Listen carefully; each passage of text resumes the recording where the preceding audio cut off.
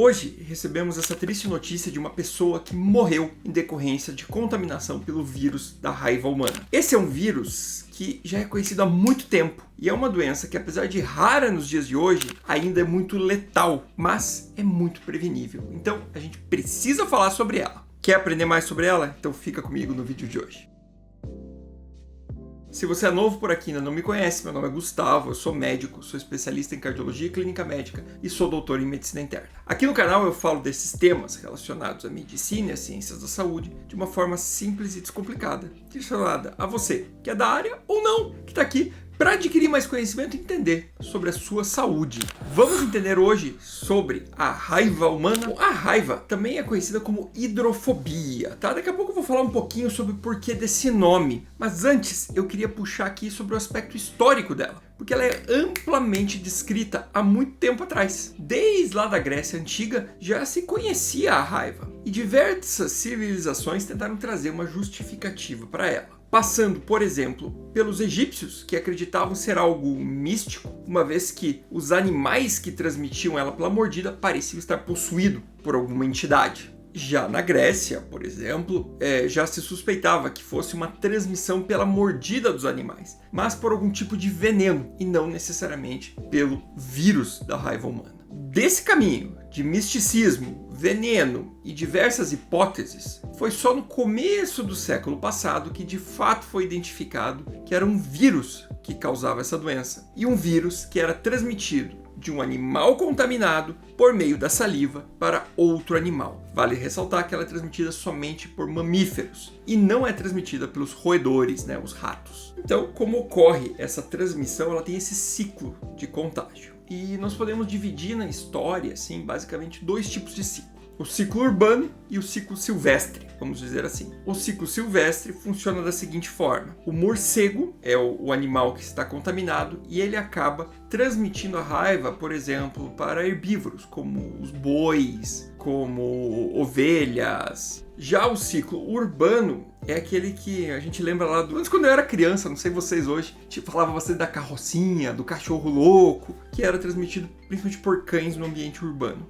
E neste caso, ou o cão adquiria esse vírus por algum morcego que veio lá do ciclo silvestre e acabou mordendo o cachorro e ele vai transmitindo, ou de outro cachorro que lambeu ele pela troca de salivas ali, ele adquire a raiva também. No ciclo silvestre, o morcego acaba muito sendo um passando pro outro, já que, por exemplo, o boi, esses animais não mordem, não transmitem tanto assim. Então o vírus é um RNA vírus do tipo rapidovírus que faz essa doença. Geralmente, depois do contágio, existe aquele tempo de incubação, como existem várias outras doenças virais, que a gente já comentou aqui no canal. Só que aquilo é enorme, ele pode durar até 45 dias, tá? Então imagina, a pessoa foi mordida por um cão, ela pode demonstrar essa doença 45 dias depois, o que é um grande tempo. E também por isso mesmo, o animal já pode estar infectando antes de ter a doença em si. Ele pode começar a transmitir, infectar outras pessoas e outros animais 2-3 dias antes de já ter os sintomas clássicos da raiva humana, que eu já vou explicar. Vale ressaltar que a doença é extremamente grave, mesmo para os animais, tá? Então, geralmente ele pega a doença, começa a transmitir 3 a 5 dias antes de ter os sintomas, e depois que ele começa a ter os sintomas da raiva, em 5 a 7 dias ele já morre. Então o período é curto, mas ele é muito transmissível. E por isso é muito importante a prevenção, porque mesmo no ser humano, uma vez contaminado, a taxa de letalidade, ou seja, depois que a pessoa contaminou, a chance dela morrer pelaquela doença é absurdamente alta. A gente tá falando de mais de 90%, tá? Isso aqui é mais do que outras doenças gravíssimas que eu já falei aqui, como Ebola, como Marburg,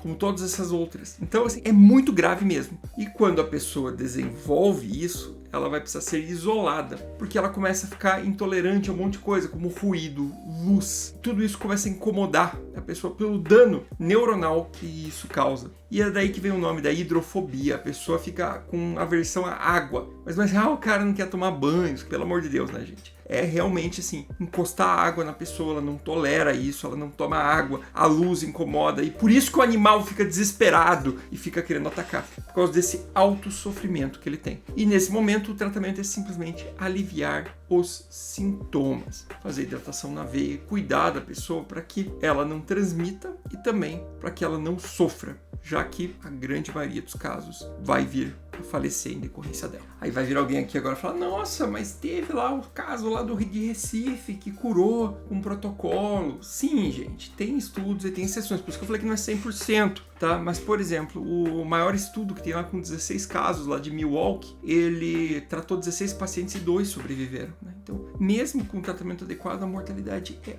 absurdamente alta. E a vacina? A vacina tem 2 vacinas, né? Tem a vacina do animal, que é a vacina antirrábica, que é aplicada em cães, gatos, animais domésticos, e que basicamente eliminaram o ciclo de transmissão urbano. E tem a vacina que é dada na pessoa que sofreu um acidente. Quando que a pessoa precisa tomar vacina por ter sido mordida por um animal? Primeiro, qualquer animal silvestre. Por quê? Porque no ciclo silvestre não está extinto, né? Então, animais silvestres são automaticamente considerados de risco no meio urbano quando for um animal suspeito. E, obviamente, a pessoa cria um macaco em casa, ele mordeu ela, ele é considerado silvestre. O animal silvestre, não o meio que ele tá. Se a pessoa foi mordida por um morcego em casa, ela é considerada como um acidente com animal silvestre. E o morcego, fica aqui a ressalva que como ele se lambe, tem protocolos que consideram qualquer arranhão mesmo, não precisa ser mordida do morcego, ou contato com o morcego, ou mesmo pessoas que potencialmente possam ter se acidentado com o morcego. Então, por exemplo, a pessoa acordou em casa com o morcego voando, considera-se de risco, tá bom? Entendem por quê, né? O desfecho pode ser fatal versus um tratamento que é chato, que são várias doses da vacina, mas que podem prevenir. Aí, então, a gente classifica o animal como de risco ou não, para definir se ganha ou não a vacina, que são várias doses. Agora, se a lesão também for de alto risco, for muito grande, uma área muito inervada, você pode considerar também fazer imunoglobulina antirrábica, né? Que é o soro.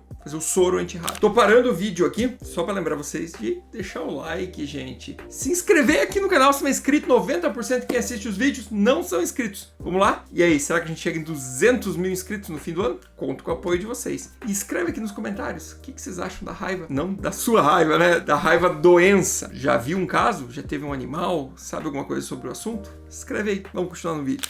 Então, gente, tô colocando aqui na tela o esquema de prevenção do Ministério da Saúde, tá bom? Para vocês entenderem como ele é complicado, tá? Então vamos olhar aqui na tela. Olha lá, o cão ou gato sem suspeita de raiva no momento da agressão, você vai lavar a lesão e não precisa tratar, se for contato indireto, né? Se for um acidente leve, como não tem suspeita, né? Você vai lavar o local e vai observar o animal. Se ele morrer ou se tornar raivoso, lembra que pode transmitir alguns dias antes, como ele é doméstico, não tem suspeita, você vai poder observar ele. Se acontecer algo desse sentido, você vacina a pessoa. Agora, se for um acidente grave, por exemplo, na cabeça, pescoço, mão, polpas digitais, lambedura de mucosas, onde já tem, ou ferimento profundo por unha de animal, você pode iniciar o esquema com 2 doses e observar o animal. Se ele morrer ou acontecer alguma coisa e o acidente foi grave, aí é o soro e completar o esquema vacinal. Se for um animal suspeito e o acidente for leve, vai ser o esquema vacinal completo. Se for grave, vai considerar o soro. Já o animal que é silvestre,